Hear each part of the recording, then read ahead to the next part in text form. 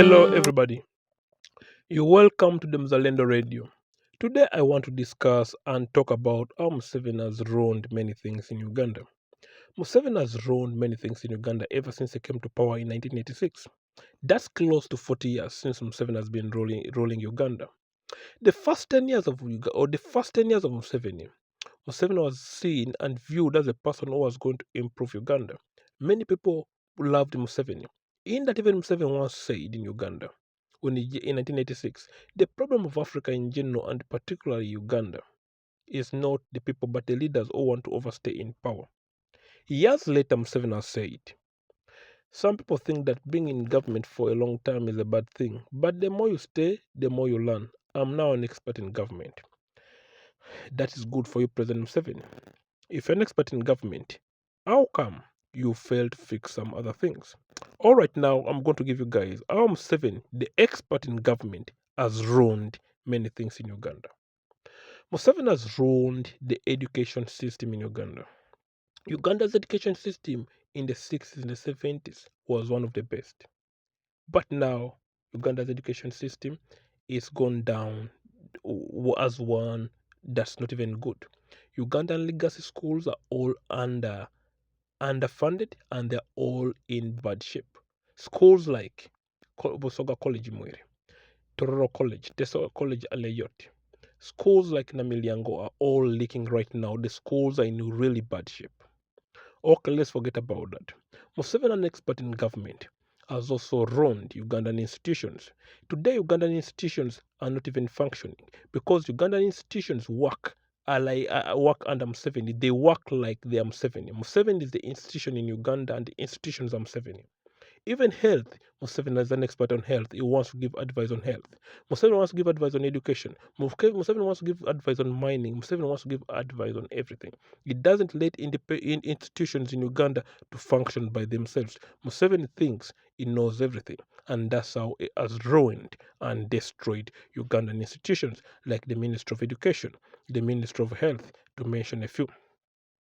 Nepotism. Today, nepotism is all high in Uganda. Museveni has hired, for example, his wife to be the Minister of Education. Museveni's son is the commander of the defense forces. Museveni's brother is holding the wealth creation. Museveni's family is holding big posts in government.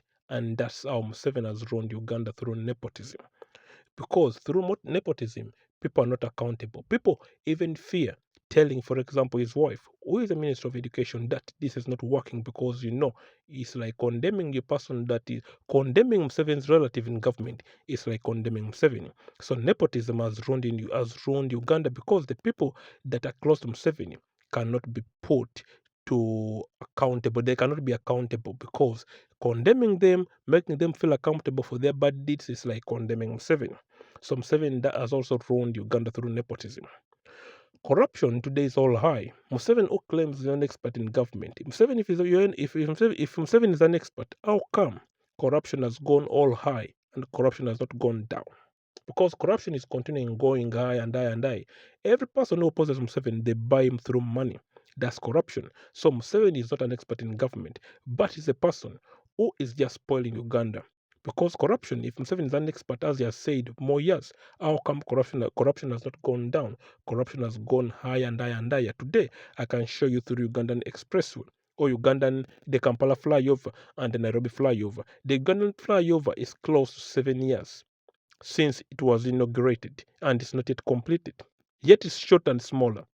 Yet the Kenyan flyover was constructed in less than 2 years and finished. Yet it's way longer than the Ugandan flyover. That shows you how corrupt, how Museveni has failed Uganda. Look at Ugandan dam. It took 10 years to complete. The Tanzanian dam, it has taken 5 years to complete. Yet the Tanzanian dam is bigger. Museveni's corruption, Museveni nepotism, and institution, Museveni has spoiled and ruined everything in Uganda. Nothing works because Museveni is the law and the law is Museveni. Museveni is an expert in everything as he claims. That's dangerous for president.